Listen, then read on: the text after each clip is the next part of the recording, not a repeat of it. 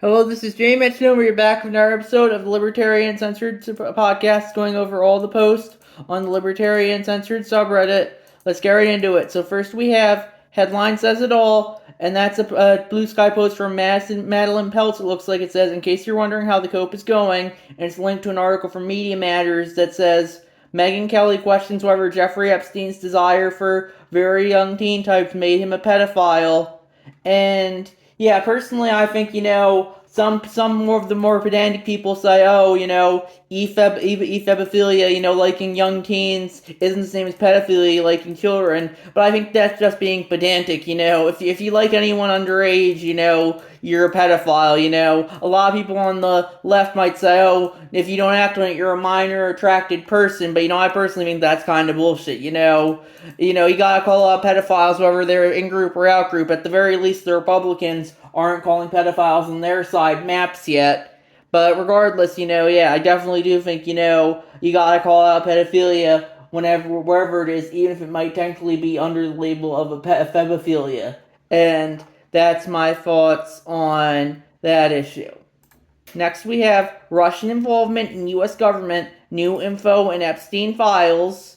And that's a post from Fast Zebra Venus 739. That's a cross post from the anarcho-capitalism subreddit. And it looks like some guy on TikTok or something. I don't know, maybe Instagram. And he's saying I guess there might be new Russian involvement in the Epstein stuff. Personally, I think Epstein was a Mossad agent. I think the Reddit's always pushing Russian involvement in the U.S. government, but I think Israeli involvement and espionage is much more prevalent than either Russian or Chinese espionage, despite how a lot of people on the left are constantly pushing Russia, and a lot of people on the right are constantly pushing China. I think we gotta be more focused on Israel, because Israel is really the one who's controlling the U.S. government more so than Russia or China. That's not to say Russia and China aren't trying to influence the U.S. government at all. I remember one of the U.S. representatives, Eric Swalwell, recently got caught banging a Chinese spy a while ago. But I definitely do think the Israeli prevalence is much more prevalent than either of those two, and that's my thoughts on that issue. Next, we've reached the "Who can really say what pedophilia is" stage of COPE, posted by Ragnar OKXG, and that's crosspost from the Blue Sky Skeets subreddit, which looks like it's since been deleted. And I guess that was the post, I think, of the Megyn Kelly thing. Oh, it wasn't technically pedophilia, it was ephebophilia. And yeah, personally, I do think, I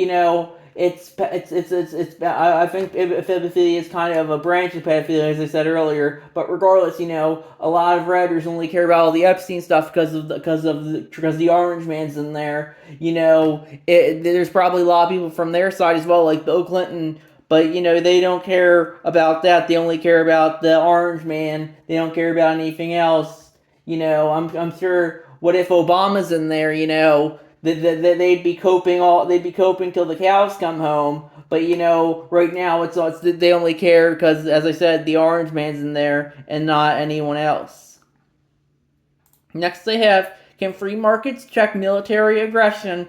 Posted by SciGuy241, and they said, the argument I usually hear in favor of free markets is we should have free markets to provide a check on the ability to manipulate a market. If all markets are free, no one person coming to your country can manipulate people because competing self-interest won't allow it. Do competing self-interest laws prevent violence or military aggression as a means to manipulate markets? And yeah, personally, I'm not too... I guess you could make the argument for either way here.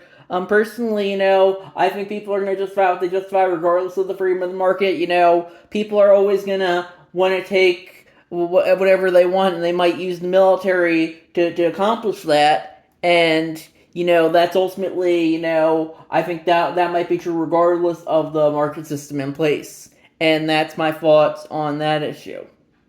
The next we have, Trump administration is actively evaluating portable mortgages, and then in parentheses, screw everyone who doesn't already own a house. Post from CNN.com, posted by CH4Locks, and that's cross-post from the RE Bubble subreddit, which looks like it's since been ruined by my moderator. And yeah, personally, I think the libertarian perspective is, you can't let the free market get in. The government shouldn't be telling you you have to do a 30-year mortgage or a 50-year mortgage or a portable mortgage. It needs to be a free market deciding what the mortgage is rather than the state. And that's my thoughts on that issue. Next, we have Fox News airs breaking Trump health alert as president assessed by radiologist from express.co.uk, posted by Donald Key, and that's crosspost from the No Filter News subreddit. And yeah, personally, I think that that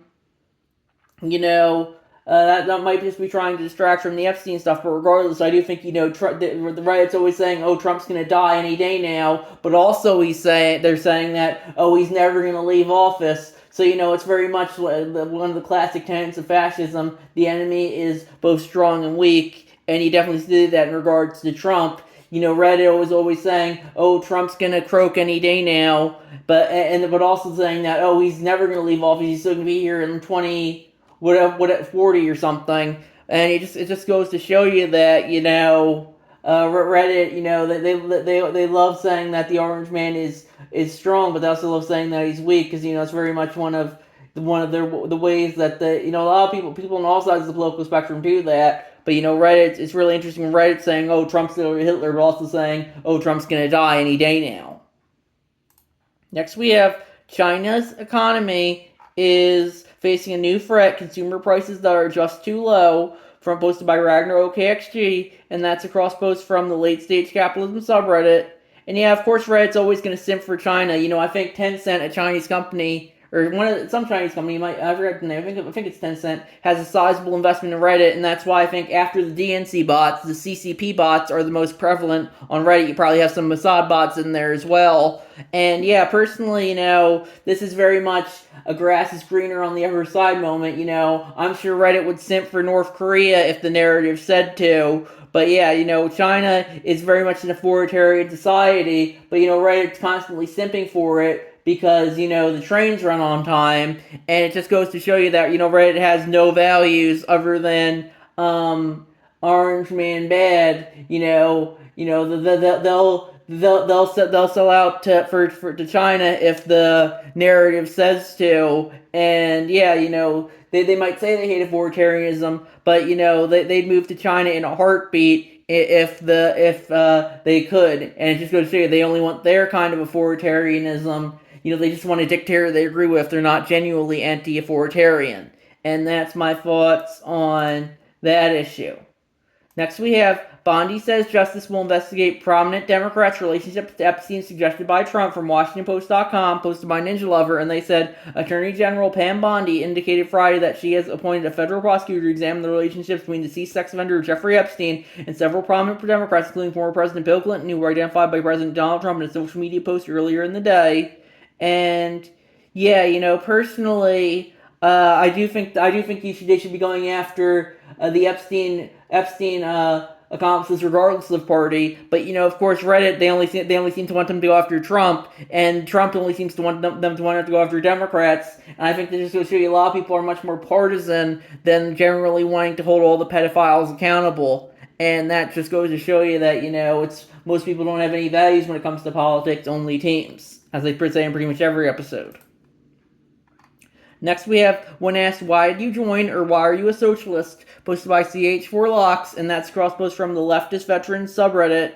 And it's some guy on TikTok saying how I think the military of the United States is the most socialist thing, yada yada yada. I'm not going to watch all that. It's a 2.5-minute clip.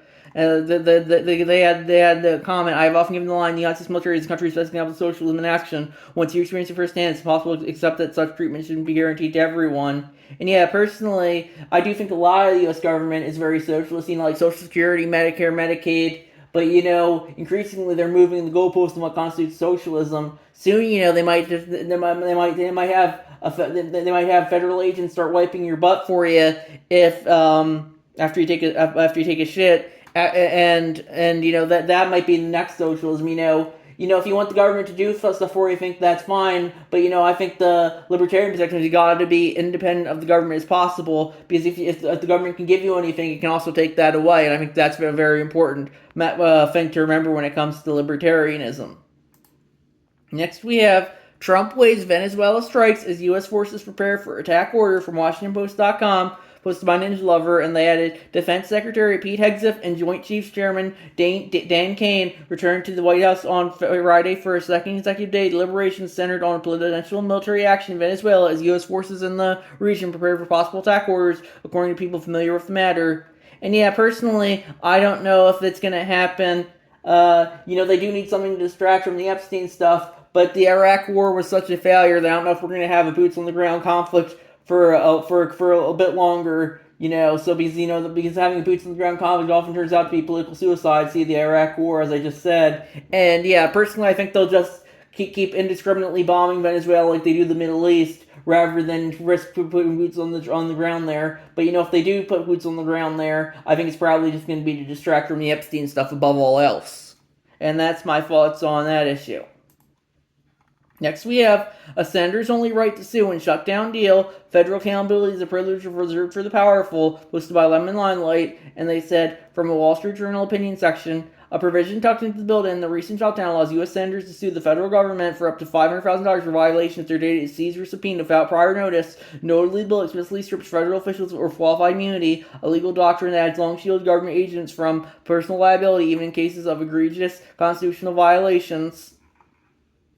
Senators inserted the carve-out in response to revelations that the Federal Bureau of Investigations during Special Counsel Jackson's investigations of the January 6, 2021 riot subpoenaed the phone records of several Republican senators. The senators weren't charged with any crimes, but their outreach has been effective. They could secure a new legal right for themselves, one that ordinary Americans have been denied for decades. Contrast this with the fate of the Bivens Act of 2024, a modest bill that would have amended America's primary civil rights statute.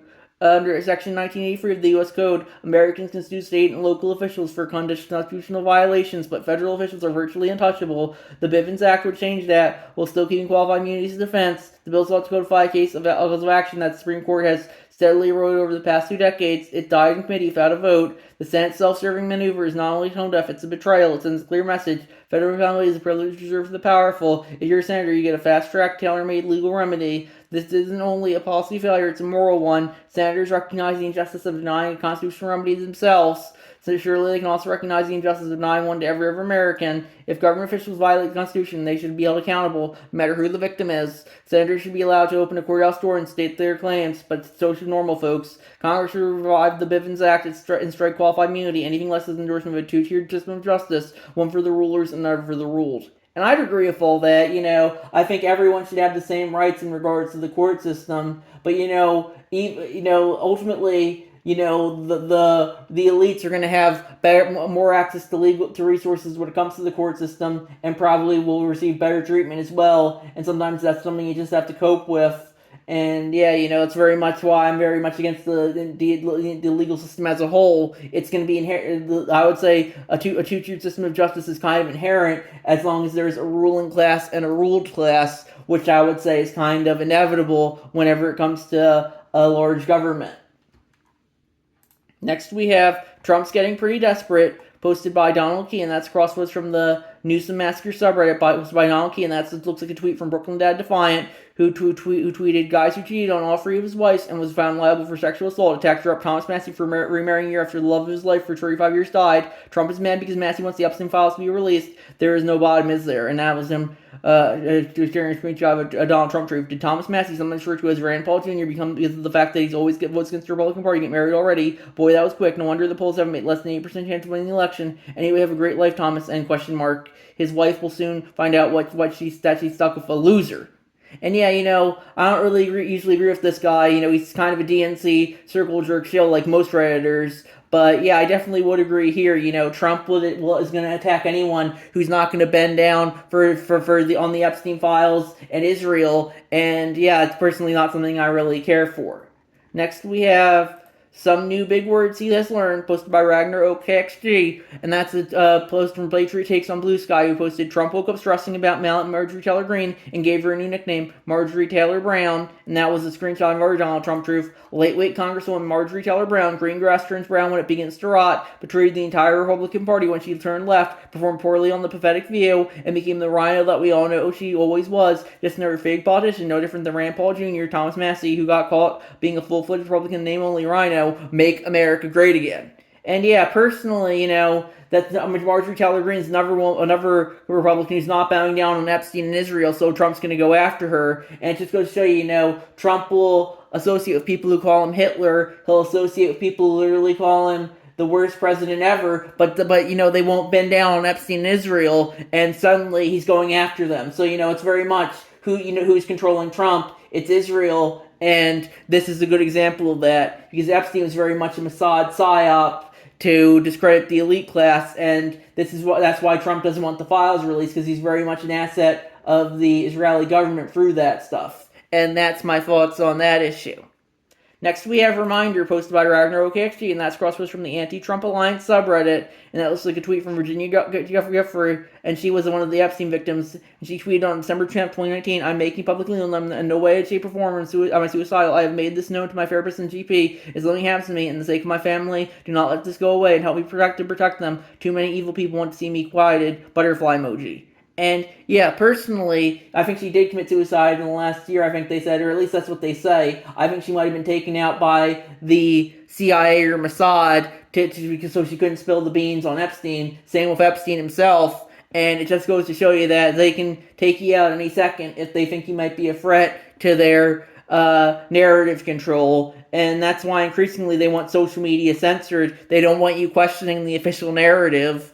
And yeah, and sometimes, when you question the official narrative too much, they take you out, like this they say, like Virginia Giuffre's suicide, I guess, here, or Jeffrey Epstein's quote-unquote suicide, both of those quote-unquote suicides, or Charlie Kirk, he might have been that as well, because, I think he was saying he was thinking of turning on Israel, and the next thing you know, they assassinated him at Utah Valley University. So, that just goes to show you that, always question the narrative. It might end up killing you, but if you're that dangerous, if they think you're that dangerous just for saying the wrong things, then maybe it's the problems with them and not you. And that's my thoughts there. So I think we're gonna wrap it up there. I'll see you guys in the next episode. Bye.